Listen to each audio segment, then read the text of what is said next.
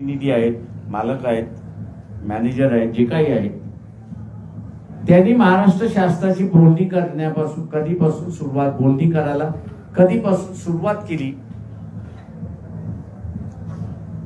याचा खुलासा त्यांनी असताना करावा. कुठच्या महिन्यात झाली, कुठच्या वर्षात झाली,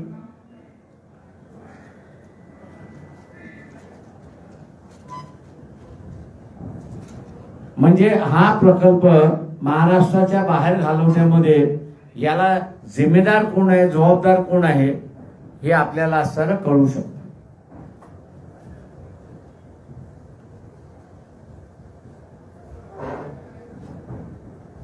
त्याच्यामध्ये एक नवीन जोड आलेली आहे आणि ती म्हणजे बीजेपीचे असणारे शेलार यांनी आरोप 10% त्या ठिकाणी केलेला आहे.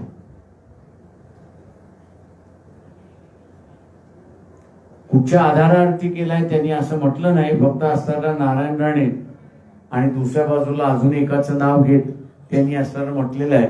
पण त्याच्यामध्ये तथ्य आणायचं असेल तर ती चर्चा महाविकास आघाडी यांच्या बरोबर झाली.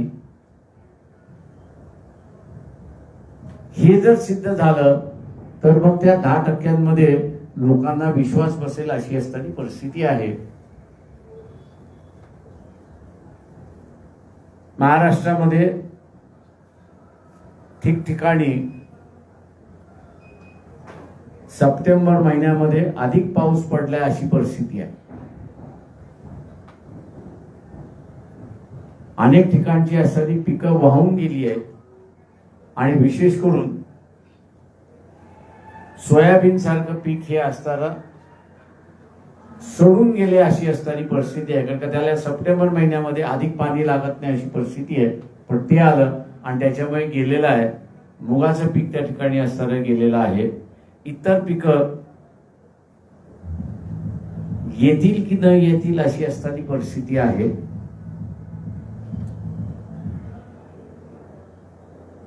इन्शुरन्स कंपन्यांनी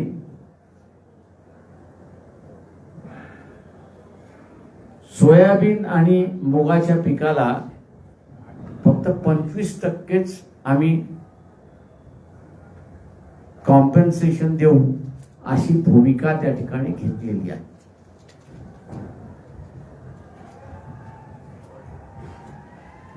मुख्यमंत्र्याला आमचं असं आव्हान आहे की त्यांनी याच्यामध्ये लक्ष घालावं.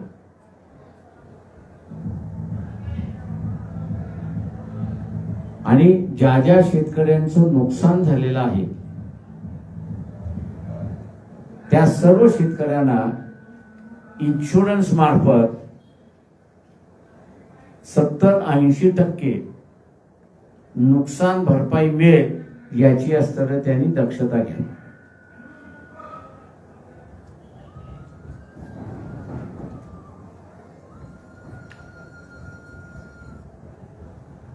शासनाकडे, केंद्र शासनाकडे कुठलाही कार्यक्रम राहिला नसल्यामुळे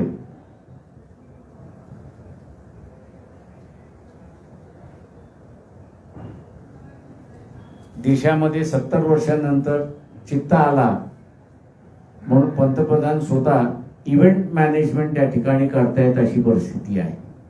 हे दुर्दैव असं या देशाचं मी मानतोय की माणसापेक्षा जनावराला महत्व आलेलं आहे.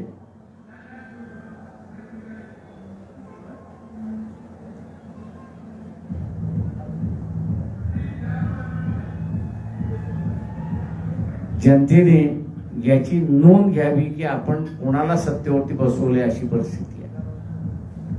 आपण आता विचार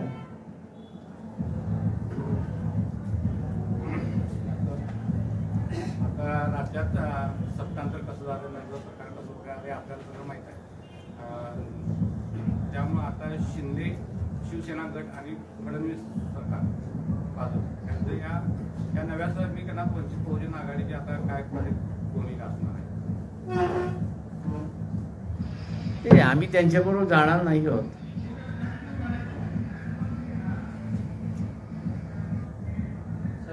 एकनाथ शिंदेने बीजेपीला सोडलं तर कदाचित आम्ही विचार करू. महाराष्ट्रामध्ये राजकीय अस्थिरता येईल असं वाटतं काय, किंवा राष्ट्रपती राजवट लागू होईल? माझ्यासमोर सुप्रीम कोर्टाला सगळ्यात महत्वाचा जो प्रश्न आहे तो म्हणजे मुख्यमंत्र्यांनी एकदा राजीनामा दिला की त्या मुख्यमंत्र्याच्या राजीनाम्याचा अर्थ काय. घटनेचं 356 कलम असं म्हणतं की कॉन्स्टिट्यूशनल मशिनरी ब्रेकडाऊन होते की न होते, ब्रेकडाऊन झाली की न झालं याचा अहवाल असताना गव्हर्नरनी पाठवावा. कायद्याच्या माझ्या दृष्टिकोनातून मी असताना मानतो की जेव्हा एखादा मुख्यमंत्री असं म्हणतो मी असमर्थ आहे सरकार चालवायला, याचा अर्थ कॉन्स्टिट्यूशनल मशिनरी ब्रेकडाऊन झालेली आहे असं जर सुप्रीम कोर्टाने अर्थ काढला तर मग गव्हर्नरला प्रेसिडेंटला रिपोर्ट पाठवणं हा सगळ्यात महत्वाचा आहे. आणि प्रेसिडेंटकडून जे काही डायरेक्शन येईल त्या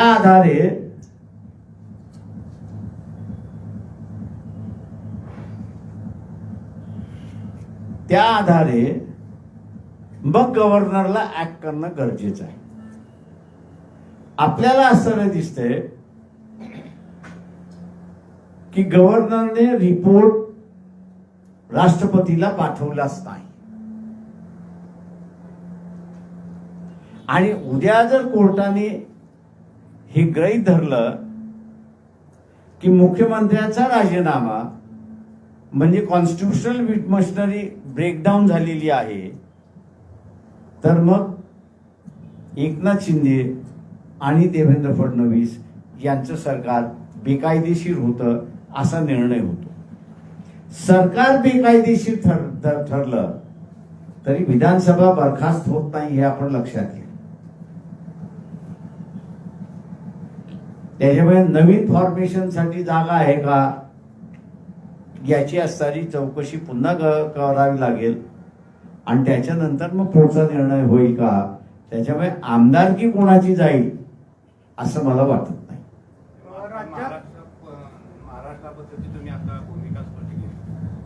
4 दिवसापूर्वी बातमी होती की मायावती समाजवादी पक्षाने आपली आघाडी होती. जे बीजेपी बरोबर जातील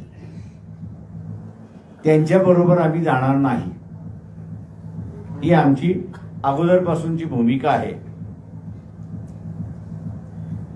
राज्यामध्ये आता नवीन सरकार आलं आहे. नवीन सरकार येऊन 2.5 ते 3 महिने झाले, मात्र अद्याप पालकमंत्री मिळाले नाही आहेत प्रत्येक जिल्ह्यासाठी. त्यामुळे अनेक असे कामं प्रलंबित आहेत. या सर्वांकडे कशा पद्धतीने तुम्ही बघताय? नाही, मुख्यमंत्री घोषणा करतात ना, या कामाला एवढे पैसे, त्या कामाला एवढे पैसे, त्या कामाला एवढे पैसे. त्या पालकमंत्र्याची काय गरज आहे? मुख्यमंत्र्याकडे थेट जावं, पैसे मिळतात. असं जे महाराष्ट्रात वाद निर्माण झाला ते शिवाजी पार्कचं दसरा मेळाव्यासाठी, त्यामुळे शिंदे गटाला मिळालं का? बीकेसी मिळाली, शिंदे गटाला मिळाली. बीकेसी मैदान मिळाले शिंदे गटाला. शिंदे गटाला बीकेसी आणि ह्यांना शिवाजी पार्क. दसरा मेळावा नाही, दसरा शिवाजी पार्क कोणाला मिळाला? त्याच्यावर अजून निर्णय झालेला नाही, पण बीकेसीचं ग्राउंड जे आहे ते शिंदे गटाला मिळालेलं आहे. ते प्रश्न एक लक्षात घ्या की शिवाजी पार्कचं जे मैदान आहे त्याच्यावरती मुंबई हायकोर्टाने एक निर्णय दिलेला आहे. त्या निर्णयानुसार किती वेळा द्यायचं, 3 की 4 वेळा देऊ शकतात तुम्ही कार्यक्रमाला, असं आहे. आणि ते कमिशनरनी द्यायचंय.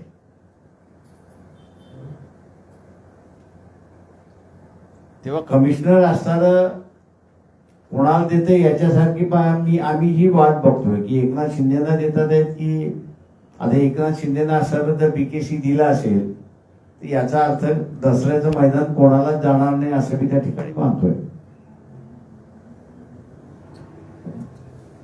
2019च्या निवडणुकीत वंचितनं चांगल्या ताकद दाखवली लोकसभेत. आता 2024 येते काय आपली त्या दृष्टीने किती काय आम्ही काय मी आजही म्हणालो होतो आणि मागच्याही आम्ही बैठकीत महाराष्ट्राच्या म्हणालो होतो की आम्ही युती करायला तयार आहोत.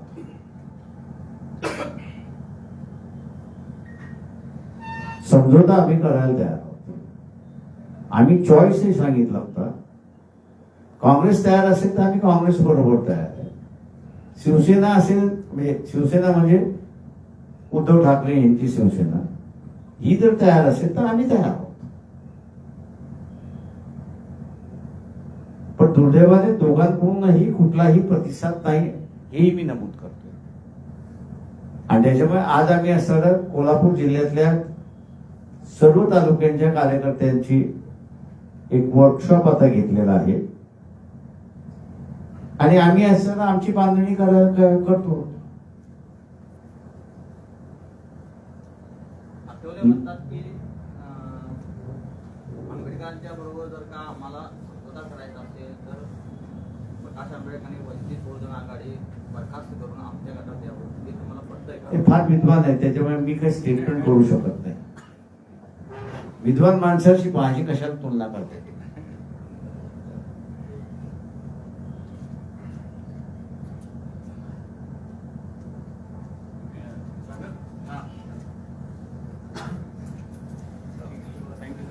Thank you sir. अध्यक्ष सगळ्यांसाठी चहा आहे. थांबा 2 मिनिटं जरा, please. आभार मग बाईट घेतो बाईट घेऊन बाईट मग बाईट घेतो. घेतो आधी. घ्या, घ्या. हे बंद करतो मी. हा तेच करा.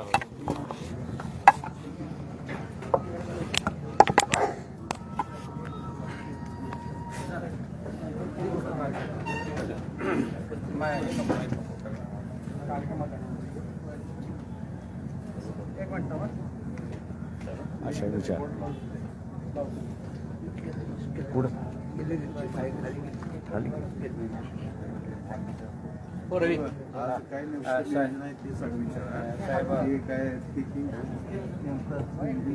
आजच्या महाराष्ट्राच्या राजकीय घडामोडी आपल्याला माहित आहेत. अजून सर्वोच्च न्यायालयाच्या निर्णयावर सगळं भवितव्य अवलंबून आहे. आपण सांगितलं काय या संदर्भात सांगू शकाल? कायद्याचा माझा जेवढा अभ्यास आहे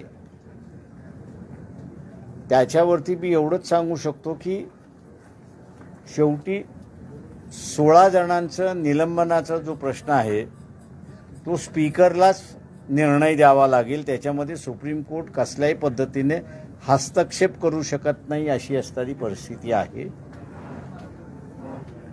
दुसरा प्रश्न त्याच्यातला जो आहे तो महत्त्वाचा आहे तो म्हणजे उद्धव ठाकरे यांनी राजीनामा दिल्यानंतर एकनाथ शिंदे आणि देवेंद्र फडणवीस यांना सरकारमध्ये बोलवणं यावरती सुप्रीम कोर्टाला निर्णय द्यावा लागेल असं मी त्या ठिकाणी मानतोय.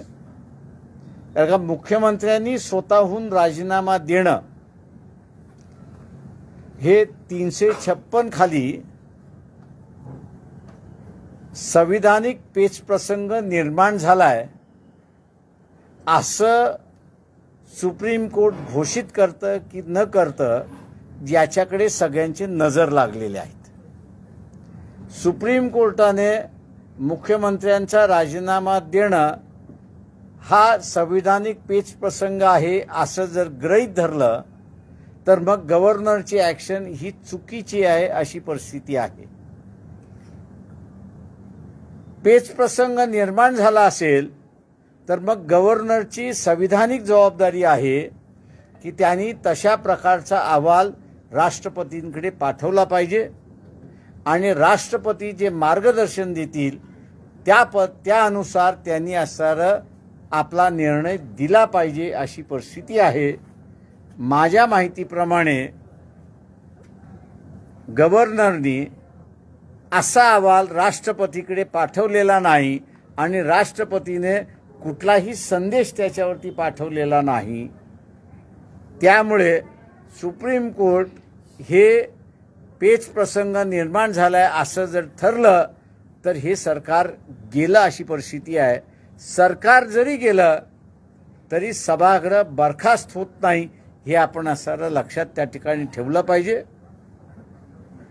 नवीन कोणाला सरकार फॉर्म करायचं असेल तर त्याला असणारं ती संधी आहे असं मी त्या ठिकाणी मानतो. आणि मग त्या पद्धतीने गव्हर्नर आणि प्रेसिडेंट ऑफ इंडिया हे दोघंही डिसाईड करतील असं मी त्या ठिकाणी मानतो. परंतु ही एक गंभीर बाब आहे की एका स्टे ऑर्डरवरती 3 महिने सरकार हे चाललंय. हे अत्यंत देशाच्या दृष्टिकोनातून घातक आहे असं मी त्या ठिकाणी मानतोय. उद्याच्या सरकारने काहीही निर्णय घेतला आणि सरकार बेकायदेशीर असं म्हटलं तर त्याला जबाबदार कोण याचं उत्तर सुद्धा सुप्रीम कोर्टाला द्यावं लागेल असं मी त्या ठिकाणी मानतो. एका बाजूला राज्यामध्ये महागाई वाढत आहे आणि दुसऱ्या बाजूला मात्र पंतप्रधान जे आहेत ते असे वेगवेगळे इव्हेंट करताना पाहायला मिळतात. याबद्दल काय सांगतात? मी दुर्दैव असं म्हणणार आहे की शेजारचं राष्ट्र आपलं असणारं बर्मा, पूर्वीचं आज असणारं म्यानमार, यांच्याकडे कडधान्य मोठ्या प्रमाणात होतं. त्यांनी शासनाला ऑफर केली पण शासनाने घेण्याच्या ऐवजी म्यानमारचं असणारं अन्नधान्य इथल्या असणाऱ्या खाजगी व्यापाऱ्यांनी घेतलं. सरकारला महागाईवरती जे नियंत्रण करता आलं असतं ते नियंत्रण करता आलं असतं जर शासनाने हे कडधान्य घेतलं असतं. तर हे शासनाने न घेता ज्यावेळेस व्यापाऱ्यांकडे गेलं त्यावेळेस महागाई वाढणार हे आपण गृहीतच धरलं पाहिजे. राहिला प्रश्न दुसरा की इव्हेंटचा आहे. आता आपल्याकडे राजेशाही सुरुवात झाली असं आपण म्हणायला हरकत नाही. राजाचा वाढदिवस हा लोकांनी साजरा केला पाहिजे असं आता सुरुवात झालेली आहे. या देशामध्ये चितासुद्धा कधी आणावा, त्याचा मुहूर्त कधी असावा तर पंतप्रधानाच्या वाढदिवसावरती असावा हे जिथे ठरलं जातं तिथे मला वाटतं राजेशाही नव्याने सुरुवात झाली हे लोकांनी आता लक्षात घेतलं पाहिजे. साहेब, तुमच्या अभ्यासानुसार वेदांत जो गेला गुजरातला ते कुणामुळे नेमका गेला असावा? ठाकरे सरकार मंत्री किंवा ते म्हणून मी असं आव्हान करतोय एकनाथ शिंदे मुख्यमंत्री यांना आणि देवेंद्र फडणवीस उपमुख्यमंत्री आहेत त्यांना की त्यांनी वेदांताची सरकारशी चर्चा किंवा वेदांताने प्रपोजल कधी दिलं याची तारीख त्यांनी असणारा खुलासा करावी. म्हणजे मग शेलारनी केलेल्या आरोपामध्ये तथ्य आहे की नाही हे लोकांसमोर येऊन जाईल. मगाशी जसं विचारलं की वंचित बहुजन आघाडी पुढची राजकीय दिशा कशी असणार, कारण इकडचं सत्तांतर आहे, उत्तर प्रदेशमध्ये मायावतीच्यावर जाणार वगैरे असं. आम्ही असणारं जे BJP बरोबर गेले, भारतातल्या कुठल्याही राज्यांमध्ये कुठलाही पक्ष BJP बरोबर गेलेला आहे त्याच्याबरोबर आम्ही जाणार नाही ही आमची असणारी ठाम भूमिका आहे. दुसऱ्या बाजूला आम्ही कोणाबरोबर समझोता करायला मागतोय त्याचा असणारा महाराष्ट्राच्या वंचित बहुजन आघाडीच्या महाराष्ट्र कमिटीने असणारा निर्णय घेतला आणि त्यांनी असं सांगितलं जर काँग्रेसला समझोता करायचा असेल तर आम्ही तयार आहोत. शिवसेनेला समझोता म्हणजे उद्धव ठाकरेंच्या शिवसेनेला समझोता करायचा असेल तर आम्ही असणारं तयार आहोत. परंतु अजून महाराष्ट्राच्या ह्या म्हणजे वंचितच्या ह्या आव्हानाला दोघांकडून कसलाही प्रतिसाद मिळालेला नाही अशी परिस्थिती आहे. गेल्या निवडणुकीत जे आपल्यावर म्हणजे याची टीका झाली की तुम्ही भाजपची बी पार्टी म्हणून काम बघताय, म्हणजे बी टीम म्हणून काम बघताय. मग अजून तुम्हाला भाजपबद्दल होप्स आहेत का, इच्छा आहे का भाजपवर जायची? वंचित बहुजन आघाडी हे स्वतःचा मालक आहे, त्याला आईबाप नाही आहे. तेव्हा आम्ही BJP बरोबर गेलो तर आम्हाला थांबवणार कोण? आम्हाला थांबवणार कोण? आमचे मायबाप नाही आहेत, उरलेल्यांचे मायबाप आहेत. ईडी मायबाप आहे, इन्कम टॅक्स मायबाप आहे, सीबीआय मायबाप आहे. आमचं कोणी मायबाप नाही आहे. त्याच्यामुळे आमचा निर्णय आम्हीच करतो आणि म्हणून आमचा निर्णय आम्ही केलाय की जायचं नाही. आम्हाला ज्या दिवशी जायचं असेल त्या दिवशी आम्ही खुल्याने जाऊ. काँग्रेसवाल्यांनी बी टीम करण्याच्या ऐवजी आता त्यांच्याबरोबर असणारे डावे पक्ष काँग्रेसवाल्यांवरतीच टीका करतात आहेत, एनसीपी वाल्यांवरतीच टीका करतात आहेत की तुम्ही असणारा जो काय भारत जोडो यात्रा केलेला आहे तो भारत जोडो यात्रा तुमचा विरोधी पक्षाच्याच राज्यांमध्ये दिसतोय, भाजपच्या राज्यांमध्ये दिसत नाही. त्याचा खुलासा काँग्रेसवाल्यांकडून होतच नाहीये. भाजप तुमच्यासाठी फर्स्ट प्रेफरन्स आहे. फर्स्ट प्रेफरन्स तुमच्याकडनं भाजपलाच आहे का? कशासाठी? आघाडी करण्यासाठी किंवा हे करण्यासाठी? आम्ही काय म्हणालो मग अशी की आम्ही कुठल्याही परिस्थितीत भाजप बरोबर किंवा भाजप बरोबर असणाऱ्या मित्र पक्षांबरोबर नाही. साहेब, राज्यामध्ये एका बाजूला म्हणजे जेव्हा महाविकास आघाडी सरकार होतं यावेळेस शिवसेनेच्या अनेक कार्यकर्त्यांवर पदाधिकाऱ्यांवर वगैरे ईडीची कारवाई करण्यात आली होती. मात्र आता हे जेव्हा शिंदे सरकारमध्ये गेले तेव्हा आता त्यांच्यावरची ईडीची कारवाई सगळी थांबत आहे. यावरून तुम्हाला असं वाटतंय का की जेणेकरून म्हणजे जे प्रताप सरनाईक वगैरे आहेत अशांवर थांबते, म्हणजे हे सर्व भाजपचंच यंत्रणा आहे आणि दबाव टाकण्यासाठी हे सर्व केलं जात आहे? ते ईडीचा वापर केला जातोय याच्याबद्दल दुमत नाही, सीबीआयचा वापर केला जातोय दुमत नाही, आयबीचाही वापर केला जातो याच्याबद्दल दुमत नाही. ही जरी वस्तुस्थिती असली तरी माझं म्हणणं असं आहे की हे सगळे नॉन करप्ट आहेत का? सेनेमधले अनेक कार्यकर्ते, काँग्रेसमधले अनेक कार्यकर्ते, किंवा मी असं म्हणेन की काँग्रेसवाले ज्यावेळेस म्हणतात आहेत की हेरॉल्डमध्ये कुणालाच फायदा झालेला नाही, मग त्या केसबद्दलची सगळीच माहिती का ते देत नाहीत? बीजेपीवाले आणि स्वामी म्हणतात आहेत की 2000 कोटीचा घोटाळा झाला. आता एवढं जर स्वच्छ असेल की कुणालाच फायदा झाला नाही हा जर काँग्रेसचं म्हणणं आहे तर मग दिल्लीची केस त्यांनी चालून मोकळी केली पाहिजे आणि बीजेपीचा पोल खोलण्याचा मार्ग हा सगळ्यात चांगला आहे की यंत्रणा ते वापरतात आहेत. ही टाळमटाळ का? या टाळमटाळीतूनच माझ्या अंदाजानं ज्याला आपल्याला म्हणता येईल की बीजेपीचं बळ वाढलं आणि ते आता सगळ्या संस्था वापरून पूर्ण विरोधी पक्ष संपवण्यासाठी निघालेले आहेत. मग विरोधी पक्ष जर संपला तर राज्यामध्ये म्हणजे ते म्हणूनच म्हटलं ना राजेशाही सुरुवात झाली ना. थँक्यू. सर, डावी पक्ष म्हणून शेतकरी संघटनेचं